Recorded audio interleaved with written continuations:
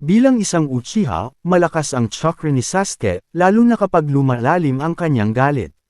Napapansin ng iba kung gaano nagiging mas malakas, mas madilim, at masama ang kanyang chakra.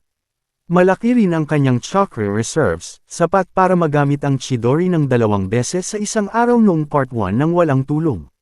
Sa part 2, kaya na ni Sasuke na gamitin ang Chidori at iba pang kaugnay na teknik ng maraming beses sa loob ng isang araw, pati na rin ang pagpapatawag ng mga halimaw na kasing laki ni Manda.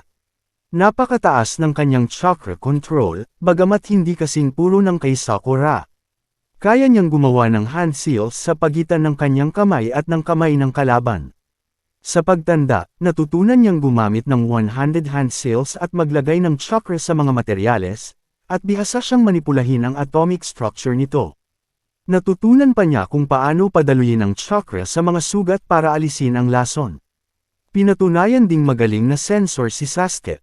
Sa huling laban niya kay Naruto, naramdaman niya ang pag-iipon ni Naruto ng chakra at natural na enerhiya mula kay Kurama. Dahil ibinahagi rin ang kalahati ng kapangyarihan ni Hagoromo kay Naruto, nakakaramdam din siya ng chakra ni Naruto kahit nasa ibang dimensyon ito.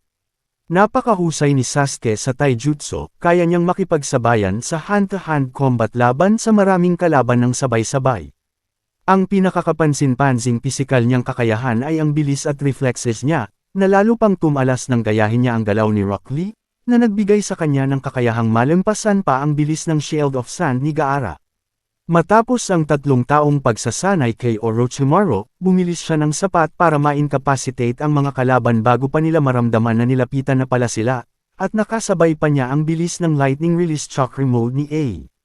Dahil sa tumaas niyang bilis at husay sa taijutsu, nagiging napakahirap para sa mga kalaban na makahanap ng sapat na oras para makapag-handseal kahit isang beses lang.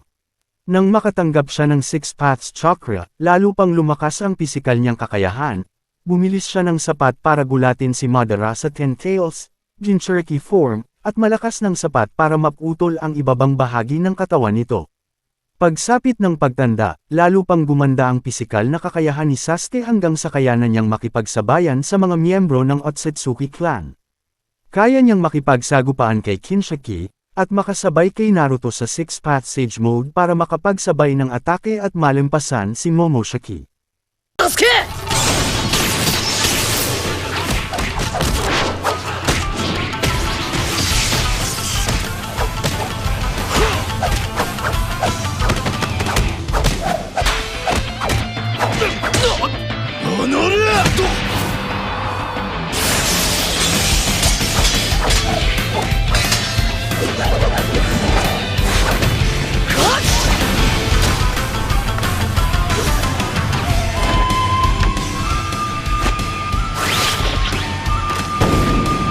Naruto!